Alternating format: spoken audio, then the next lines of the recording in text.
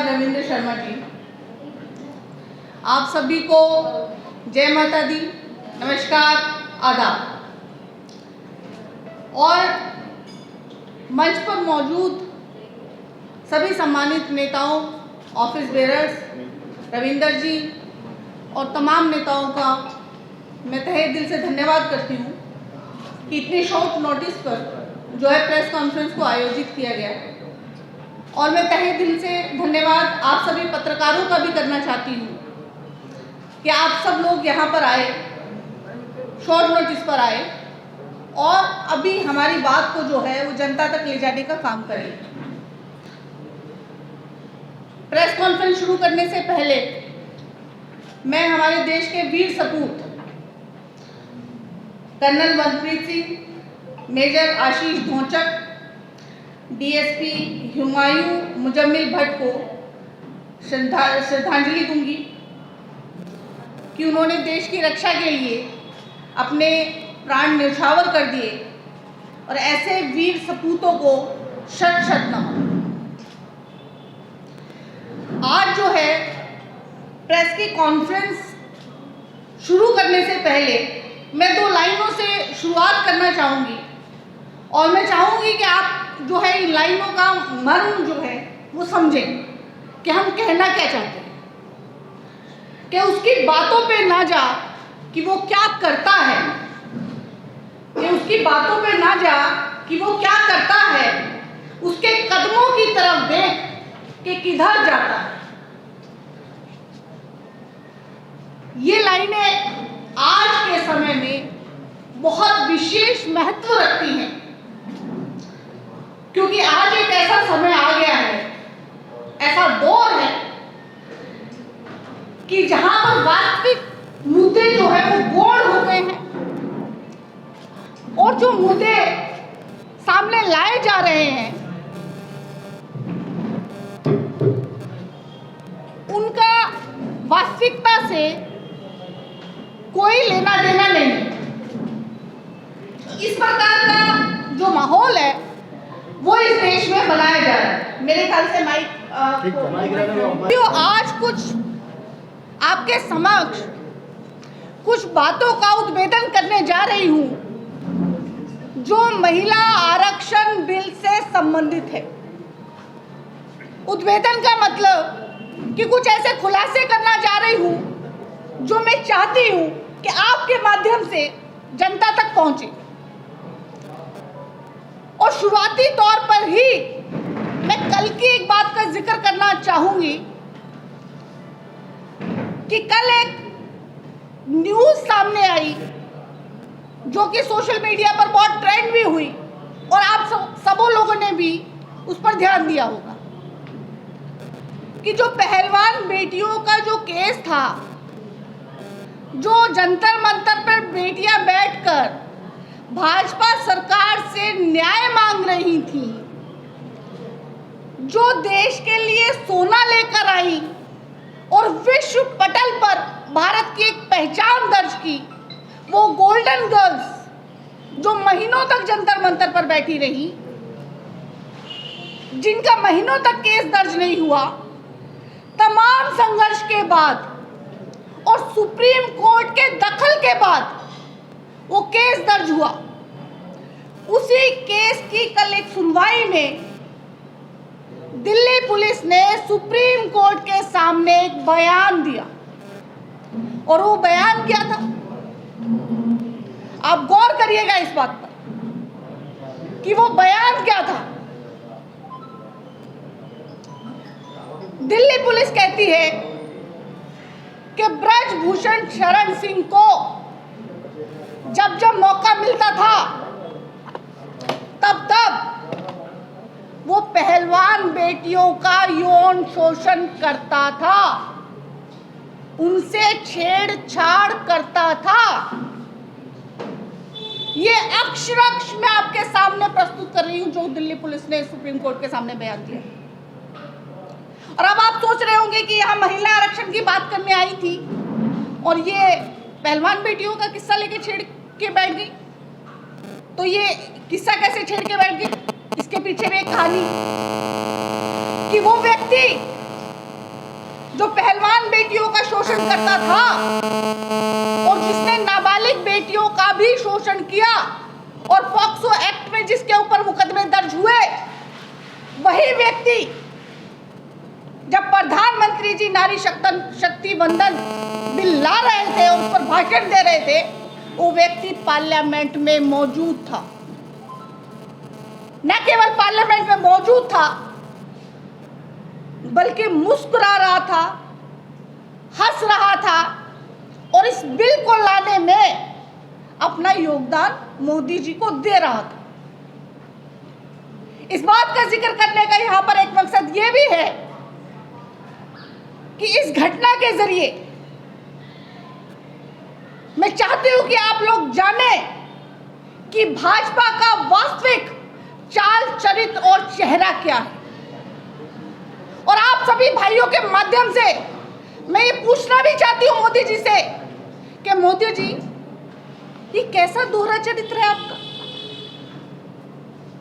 ये कैसा दोहरा व्यक्तित्व, ये कैसे दो चेहरे कि एक तरफ आप नारी शक्ति वंदन बिल ला रहे हैं, यानी नारी को शक्ति बता रहे हैं और फिर उस शक्ति का वंदन कर रहे हैं, यानी कि पूजा कर रहे हैं, और एक तरफ आप उस व्यक्ति को अपने दामन में संजोए हैं जो नारी का भक्षण कर रहा है, जो नारी को क्रंदन करा रहा है, जो रुदन करा रहा है, जो बूटों तले कुचलवा रहा है, जो सर्दी गर्मी बरसात में बेटियों को सड़क पे बैठवा रहा है। क्या वो व्यक्ति मोदी जी की सोच से ऊपर है या भाजपा उसके सामने गोड़ हो गई है? क्या वो व्यक्ति इतना बड़ा है, क्या इतना महान है, क्या इतना विशाल है कि जिस देश में प्रधानमंत्री जी को महिला आरक्षण बिल का नाम बदलकर एक दैवीय नाम रखना पड़ रहा है, नारी शक्ति वंदन, उसी नारी शक्ति का दमन वो व्यक्ति कर रहा है, और उसी संसद में तमाम वो भाजपा सांसद महिलाएं भी बैठी हैं और उत्साहवर्धक तालियां बजा रही हैं, तमाम तरह के गेस्चर दे रही हैं। क्या उन महिला सांसदों की इतनी हिम्मत नहीं कि वो मोदी जी से ये पूछ ले कि मोदी जी, ये व्यक्ति संसद में क्यों बैठा हुआ है जिसके ऊपर इतने गंभीर आरोप है? और केवल ये ही नहीं, मैं आपको यहां पर ये मेंशन करना भी जरूरी समझती हूं कि भाजपा के सांसदों में से 139 सांसद ऐसे हैं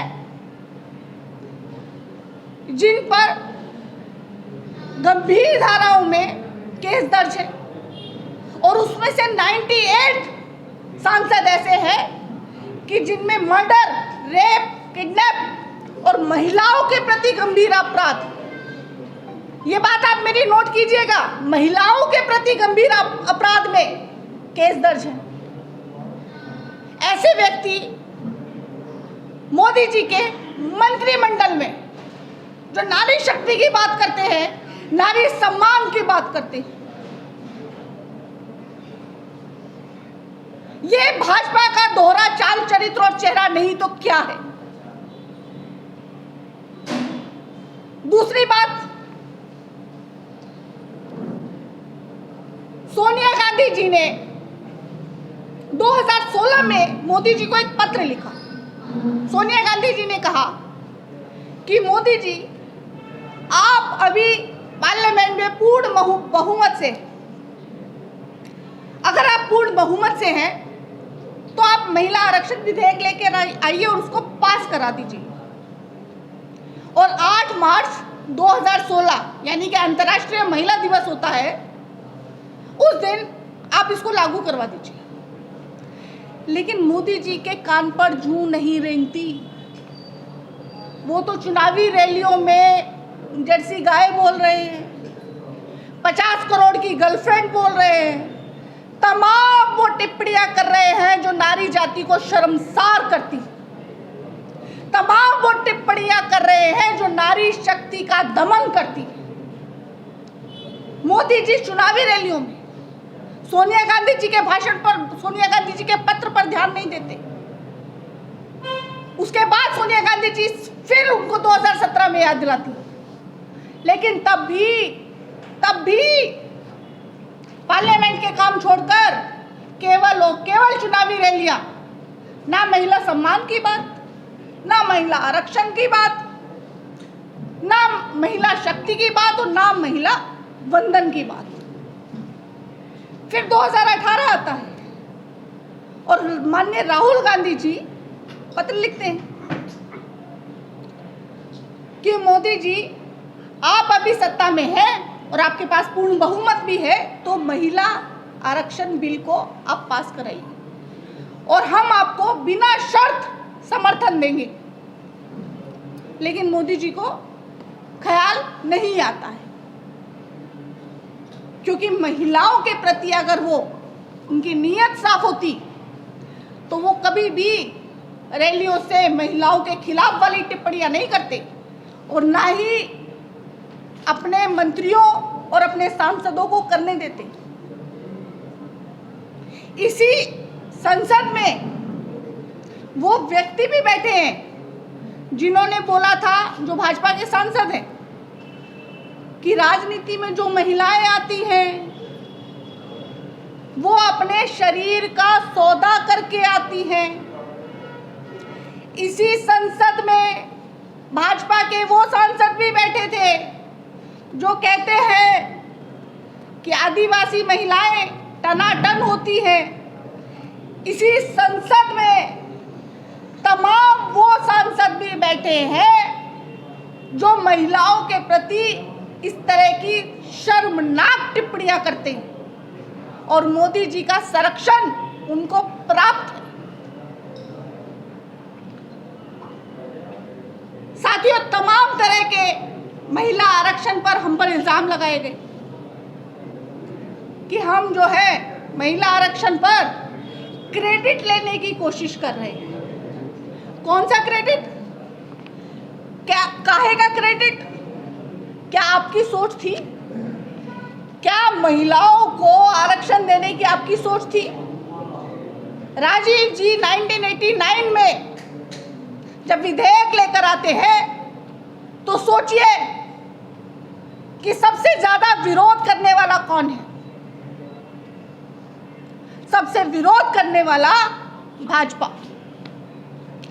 श्री अटल बिहारी वाजपेयी जी, श्री लाल कृष्ण आडवाणी जी, श्री राम जेठमलानी जी, ये वो व्यक्ति हैं, वो आदर्श हैं जिनको दुनिया मानती है, दुनिया देखती है। लेकिन भाजपा का चाल चरित्र चेहरा, वो चाहे अटल जी हो और चाहे आडवाणी जी हो और चाहे बहुत पढ़े लिखे राम जेठमलानी हो, महिलाओं के प्रति सोच तो फिर वही है। फिर विरोध किया गया और आरक्षण को पास नहीं होने दिया गया जो स्थानीय निकाय के थे। उसके बाद नरसिम्हा राव की सरकार में ये बिल पास किया जाता है और राजीव गांधी जी का सपना पूरा होता है कि स्थानीय निकायों में 15 लाख से ज्यादा महिलाओं को नारी शक्ति दी जाती है। नारी शक्ति देने वाली वो कांग्रेस है और ये आइडिया ओरिजिनल कांग्रेस का है और कांग्रेस ने ही हमेशा उन वर्गों की बात की है, चाहे वो महिला हो, चाहे दलित हो, चाहे पिछड़े हो, चाहे आदिवासी हो, कि उनको आगे लाना चाहिए, उनको उठाना चाहिए। अगर ये ओरिजिनल आइडिया भाजपा के पास होता तो भाजपा के पास समय की कमी नहीं थी बिल लाने के लिए। पिछली सरकारों की बात छोड़ दीजिए, मोदी सरकार के पास पूर्ण बहुमत था, 9.5 साल थे, लेकिन मोदी जी को ख्याल नहीं आता। जब हम ओबीसी की बात करते हैं तो इनके सांसद उछलने लगते हैं, अनशंट बयान देने लगते हैं कि ओबीसी की बात क्यों करते हो, ओबीसी का क्या लेना देना है। आप ही ने तो उठाया था कि राहुल गांधी जी ने अपमान कर दिया ओबीसी का, मोदी को चोर बोल दिया। तब तो बड़े मोदी के हित जो है ओबीसी के आप हितैषी बन रहे थे। अगर आप सच में जो है ओबीसी के हितैषी हैं तो आपको ओबीसी आरक्षण से क्या परेशानी है? अगर आप सच में ओबीसी के हितैषी हैं तो बताइए, कास्ट सेंसस हमने 2011-2012 में कराया था, उसको डिस्क्लोज कीजिए और बताइए कि ओबीसी कितने हैं इस देश में।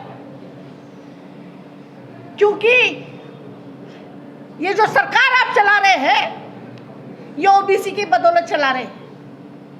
यूपी में जो आपकी 2 बार सरकार आती है, 2014 में, 2019 में, ओबीसी के बिना संभव नहीं थी। ओबीसी आपको सरकार में लेकर आया था और आप ओबीसी के खिलाफ जो है बयानबाजी करते हैं और इसे राजनीतिक जुमला बता रहे हैं, राजनीतिक हथकंडा बता रहे हैं। एक वो वर्ग जो बहुलता में है, कम से कम देश की आधी जनसंख्या ओबीसी है, उसको आप दरकिनार करना चाहते हैं। ये आपकी सोच है, ओबीसी विरोधी आपकी सोच है। दलित विरोधी, आदिवासी विरोधी तो आप थे ही, वो हमने देखा भी। जब उद्घाटन होता है महामहिम राष्ट्रपति जी को नहीं बुलाया जाता, नई संसद में प्रवेश करते हैं महामहिम राष्ट्रपति जी को नहीं बुलाया जाता। आपको याद होगा इसी पार्लियामेंट की नींव रखी गई थी, उस समय राष्ट्रपति रामनाथ कोविंद थे और नींव रखी गई, उसकी ईंट रखी गई, लेकिन रामनाथ कोविंद जी को नहीं बुलाया गया। तो ये जो सब चीजें हैं क्या दर्शाती है कि आपको दलितों से नफरत है, आदिवासियों से नफरत है। आपको लगता है कि अगर वो प्रवेश करेंगे तो अपवित्र हो जाएगा, फिर आपको गंगा जल से धुलवाना पड़ेगा। आपको ये लगता है, इसलिए रामनाथ कोविंद जी को नहीं बुलाया गया, इसलिए महामहिम राष्ट्रपति को नहीं बुलाया गया। ये आपका चाल चरित्र और चेहरा है ओबीसी के प्रति, दलितों के प्रति, आदिवासियों के प्रति, पिछड़ों के प्रति और महिलाओं के प्रति।